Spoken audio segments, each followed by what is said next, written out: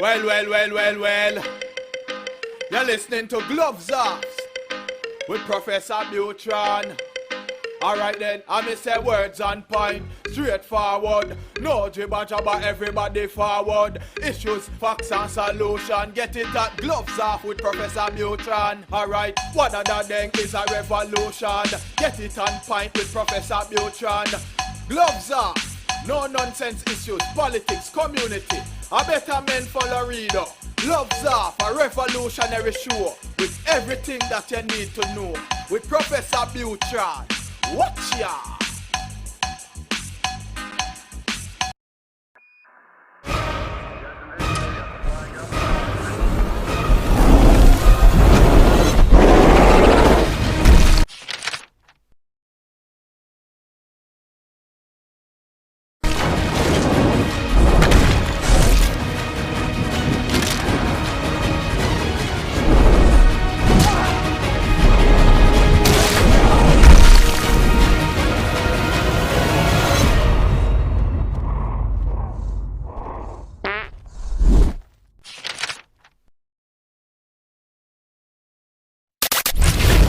The following political paid advertisements do not reflect the political opinions of the program or its associates. Any political campaign or candidate who wishes to purchase advertising can do so. Advertising is open to all on behalf of Gloves Off.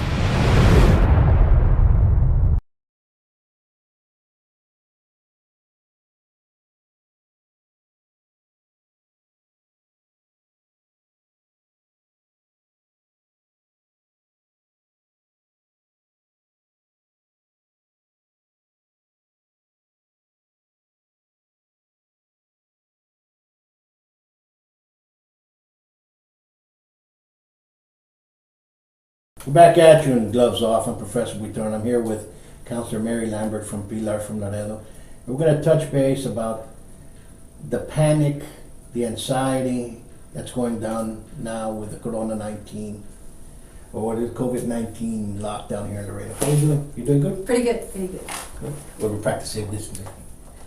But let's touch base. There's been a lot of confusion. There's been a lot of folks that have been calling and saying, what do I do there? So there's a lot of fear out there.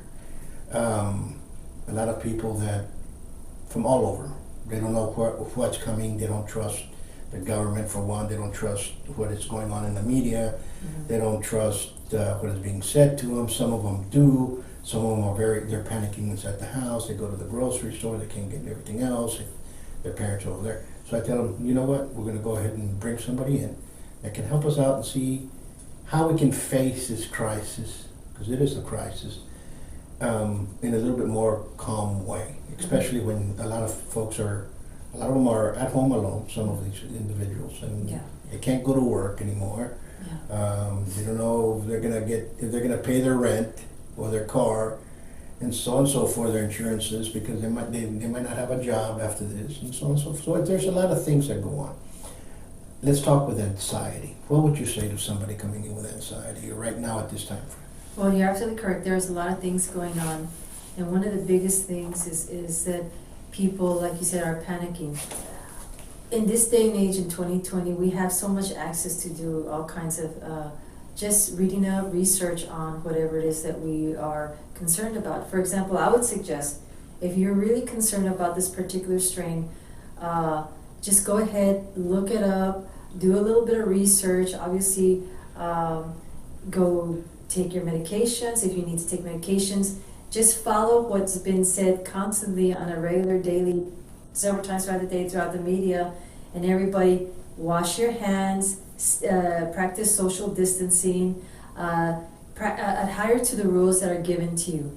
Specifically in this city, if they tell you don't go out on the weekend, don't socialize, don't do other things that you would normally do just for a temporary time until this virus runs its course. Now, of course, people are panicking. One of the reasons they're panicking is because they don't really understand it. It's out there, and they see this as an invisible enemy, as been said, it was being called. But the thing is that the more stressed a person becomes, and this has been scientifically proven, the more stressed a person becomes, it lowers their immune system, causing them to be a little bit more susceptible than perhaps others to catch all kinds of diseases and situations, especially in a particular situation like this. Now, I would just say, you know, remain calm, adhere to all the rules given to you by the city and the government, wash your hands on a daily. When you come out, especially if you still have to work, because a lot of us still have to work despite whatever, wear gloves, wear plastic gloves to wherever you need to go, to the shopping centers, to the groceries, and situations like that. But just basically just practice good hygiene and follow the orders that have been given, that have been placed for our benefit. Correct. And, you know, I see what you're saying, that's right, about anxiety and practice and research. I think people have not researched. And there's a lot of fake news going out there. There's a lot of media I blame the media for this. You know, yes, it's a virus, but I think the main issue of the crisis is the media that's going on behind it. Right. And people might say, no, you're wrong. No, the media has, the way they've been spinning the stories, the way they've been talking, that has caused more harm than what actually is going on. You know, you see a lot of doctors that you talk to, and they'll get this one nurse and they'll get her, oh, look at the way she is, she's calm and so on. So she's doing bad, look at what she's going through, poor nurse, we're overly populated, everybody's coming in. And you talk to some of these administrators and they're saying, well, you know, we have plenty of hospital beds, we're going through it, everything's in plan. So we really have to stop that. We really have to kind of sit down and say, you know what, let's be calm. But you have a lot of people that already have problems of anxiety, already have problems of depression, and this is going to push them under. You have people out there that have not yet gone into the rabbit hole, but guess what? They're right there. They're tiptoeing around it, you know, and how can they get help? Can PILLAR, do they do phone calls and such right now at this time? What we're doing right now, we're really streamlining the people that we see face to face because of the situation that's going on. What we are actively doing is we're still doing the counseling sessions and all the assessments, but we're doing it telephonically over the phone. You know, we're still talking to people. We're still doing what we're supposed to do to help one another, and especially in these trying times. The services have not stopped, and they're not going to stop despite whatever. But we're just reaching out to people instead of now in person, face to face. You know, we're reaching out to people through the phone. Right. What would you say if somebody comes in? Where can they call? What's the number that they can call? PILLAR has a working number. Well, actually, we have two, and one of them, if you permit me this, the number is 956-615-6953. That's our secondary number. Our primary number is 956-723-7457. That's our main number in case you can't reach any of us through the main number. Now just call and say, you know, my name is so-and-so, I'm going through the situation.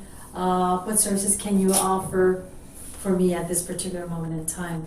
And there's always someone there to answer the phone, get your contact information, and we'll have a counselor, a licensed counselor, reach out to that particular person. Now, you mentioned that the media is partly to blame. I do agree with that. Because, you know, we do have, I believe the numbers have increased this past few days. You know, but one thing that they're not saying is that, you know, the great news is that nobody's talking about, nobody, thank God, has passed away from this virus. Exactly. No one in the city has passed away. The three individuals that originally got it the first time, they're taking their meds, they're doing everything, they're basically on their way out. The other individuals, I'm pretty sure they're seeking treatment. But see, instead of focusing on the positive, no one's passed away, you know, whoever has it, you know, they're getting the treatment, and they're just going to continue to do that. You know, there's a saying, it's sensationalism, basically. If it's bad for the person, if it causes a scene, if it causes some kind of uproar, you know that it's going to go well through the waves. So they're going to raise their numbers, and they're going to say, you know what, we got 19 right now. Look, 19, instead of actually saying, you know what, we've had 19 cases, but look at the tremendous help our doctors have done. We have three people that have recovered or are out the door practically, and we have the other ones that are getting great medical treatment, but no, they keep hammering the 19 and so on and so forth. Yes, And that's true. it is sad because they have really blemished and tarnished the name of a young lady that wasn't infected. And she brought it out, and they just, every time you turn on the news, they're hammering and hammering her, and that should stop. You know, please understand. You know, there's laws why it's not in there, it's called HIPAA. But there's a That's reason right. why things are done this way. You know, we cannot subjectively start hammering people. And that's what happens with the media. The media has to actually, you know what, stop, come down. Right. Or people they should not. I understand what the city's doing, and they're updating everybody. Yes. I think that's a good move. Yes. You know, the doctor came out this morning, was talking about issues about it, but, you know, people, one comment that I have towards him, because I did comment and people came back, was that he said, do not go out there and start disrespecting people of certain groups, because that's where the virus came. No, we're not disrespectful people, number one. That's And if true. that's in your mind, maybe that's you that's doing that. So let's stop it right now. Nobody's Yes. out there going and saying, you know what, this virus is from China and we're gonna go after, no. I just ordered Chinese food, you know, so people, please, you know, stop. I think, and where the individual who said that, yes, there was a case, but that was somewhere in up north in some other states. It was not locally. I don't think no one in Laredo would do that, you know. And you're right, the doctors that we have here in Laredo, the nurses, all the people in the medical and the health field, they've been working, they've been doing their best to help the people who have contracted this virus. And instead of reporting on the amazing job that Dr. So-and-so or whatever, no, let's sensationalize. Let's say, you know what, yes, we got 19 cases. Oh my gosh. You know, yes, we do have 19 cases. However, let's look at the positive. Look at the awesome work that the doctors and the nurses are doing. Look at the hospital. Look at their steps in the quarantine process. Look at all the medications that they're providing these Yeah. people. Absolutely. Because that really does not sell. Fear sells. Absolutely, fear does sell. And, you know, some of the, changing the subject just a little bit, because, you know, some of the ones that are coming in here, they're coming in with, I can't see my family. I'm over here, Right. can I go see my mom? She's on the other side of town, she's older. The media's saying that this virus attacks the elderly. It gets everybody, but the Exactly. elderly are more susceptible because of their immune systems and Yeah. stuff like that, right? But, Yeah. and I'm no doctor, but you can ask that. That's what basically has been seen, you know. So you can go see them, you can go take them food, you Right. can do stuff like that, you know. With this new ordinance that came out, this new order that stay at home, and Right. people are calling and goes, what about the police? You know, I've had people call, hey, you know, I was stopped the other day and the police harassed me, this and this and this. We're gonna see that. That's gonna happen, and unfortunately that will happen. People, I just tell you this, if they do stop you and you're going to work or you're going to go get essentials, you know, do not give them any other matter for them to escalate what they're in. They're already in a fear factor with themselves, Yes, and they're yes. out there and coming out there. You don't know what they've done. Just comply. Tell them I'm going here. They don't start arguing. Don't escalate the situation, because right now at this point in time, you never know. It's like playing a Russian roulette when you get stopped by a police officer. So it's unfortunate like that. The other fears that I have is babies. You know, one of the moms called and said, "You have a baby. If I go out and she's gonna get it, what do I do? Who do I talk to?" Well, one of the things, again, going back to what we said earlier, in regards to the elderly, obviously their immune system is not what it used to be, let's say, when they were younger. And of course, the children, the infants, one thing, we just continue to practice good hygiene. You know, there is right now, if there's no need to take your child outside, then there's no need. You know, especially if it's an infant.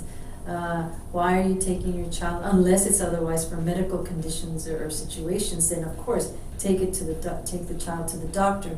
But if you don't have to, then common sense would say, why would you do it in the first place? Also, the elderly, it has been suggested through the media that if you have an elderly person, then obviously make sure that everything that goes around the situation, the environment, the atmosphere is hygienic. Which is basically, again, practicing common sense, wash your hands before you go and touch your baby, before you greet your elderly family member. Some are going to the extent that when they go out and they come in, they completely change their clothes, put their clothes in the washer, they wash their hands, and then they just go about their business. If you're the type of person that has, and we all do, we have to run errands, we have to do this, we have to do all kinds of things. Well, you know what? Get some plastic gloves, if you have access to it, and just wear them. Wear them when you're going, especially grocery shopping, because you don't know, even though they wipe it down, at the end of the day, you really don't know who touched it. Just wear plastic gloves and just practice the social distancing. Absolutely, absolutely. Other than that, what are some techniques that you can tell somebody, kind of calm down? What would you do?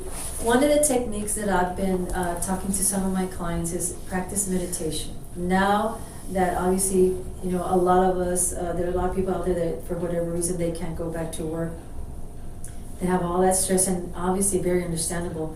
One of the things that you can do is just, if you have a smartphone or anything, just go on YouTube, get yourself 15, 20, 30-minute meditation with just no words, just the music, and just find the most quiet place within your house and just sit and just close your eyes and then just allow yourself to meditate and just be quiet and just hear that inner voice that says, you know what, you're going to be fine.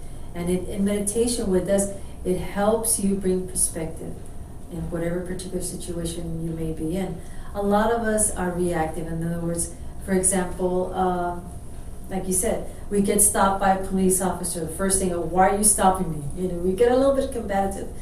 And one of the things is, well, take a step back and say, okay, obviously there's a reason he stopped me. Just explain, you know what, officer, I'm on my way to over there to get whatever, and I'm just going to go back, and then just end it. And then that's it. And the police officers will, I believe they will respect you for that. It's only when we show an attitude like, why are you stopping me? What justification do you have in stopping me? I wasn't speeding. No. We need to let go of our attitudes a little bit and then just refocus and say, okay, the situation, okay, I'm going here, I'm going there, and then that's it. It's not so much what you say, sometimes it's how you say it to get your point across. Absolutely.